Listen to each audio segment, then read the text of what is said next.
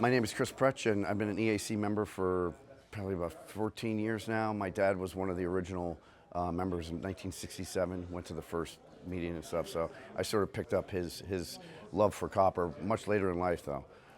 And I'm the board's chairman, put all the boards together along with my friend Tom Nist. It's a lot more work than I thought. So we originally planned to do it in Pittsburgh in 2020. We had to cancel it due to COVID. So we came back, and the biggest challenge was just trying to get everything together, and there's a lot of people to help out. And so there's another group of colonial collectors called C4, the Colonial Coin Collectors Club, and a lot of their members commingle with the EAC people. And historically, EAC's been, it's early American coppers, and colonials are part of that genre. So we've historically been very large cent and half cent focused, and we're just trying to get more. A lot of these guys collect colonials. I collect colonials. Just have a more emphasis on that, so to integrate some of those guys. I think you're going to see, more people gravitate.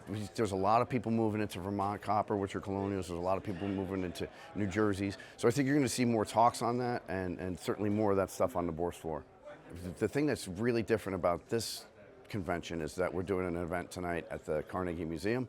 There was a gentleman named George Clapp. He was a collector and co-founder of Alcoa, and put together a pretty good collection and donated a bunch of coins to the Carnegie Institute a long time ago. And they've been sitting in a vault for many, many, many years. And we were able to get them out and negotiate with them, and they're going to display all the Clapp coins tonight, and we're doing a reception there. So that's going to be pretty unique and different. So everybody's excited about that.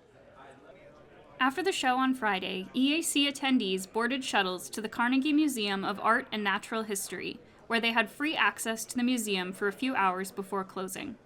The museum was founded by philanthropist Andrew Carnegie and opened in 1895 with the goal of exhibiting the wonders of nature to all levels of society. Carnegie had an interest in dinosaurs, leading to an extensive section of fossils and related flora and fauna. EAC members also enjoyed a large display of gemstones and minerals, and plenty of other treasures housed in the museum. After it had closed to the public, the George Clapp event began. Oh, there's a tremendous amount of legwork that went in by Tom Nist and Chris Presh and some of the local people here that put on our convention this year. We had to get authorization from the Clapp Museum. The Carnegie Museum. They came in and they said, basically no one had ever asked before. So they didn't even know what the answer was. And so they had to check with people to see what the answer was. And then we had to identify a room where the coins would be secure, that would hold a certain number of people. We also worked with the museum to have a wonderful light dinner tonight, as well as cocktails. And we enjoyed their beautiful museum this afternoon. It's just been a fantastic part of our convention this year. So the Clapp collection has been in the museum since the early 1900s.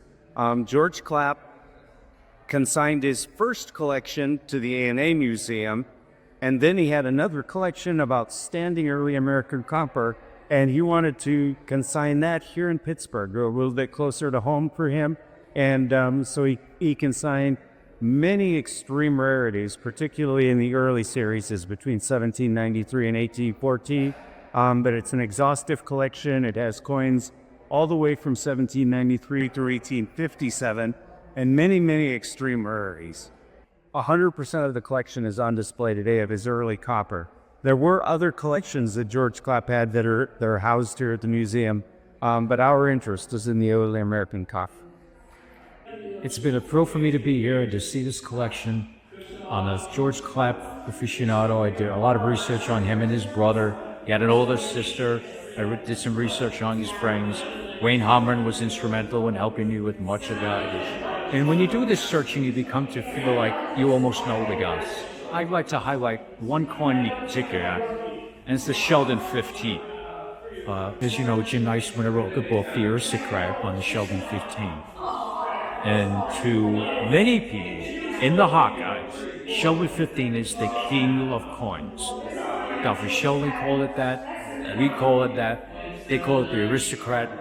And the work that Jim Niceman did to bring that out, I have to highlight. If you see one coin, see the Sheldon 15, 1793. I also think that because of what we did today, the Carnegie understands that it's really important to some groups that And I think that will open them up to maybe more public displays, not just for our club, but for the rest of the public. I hope that happens. Would be the right thing to do.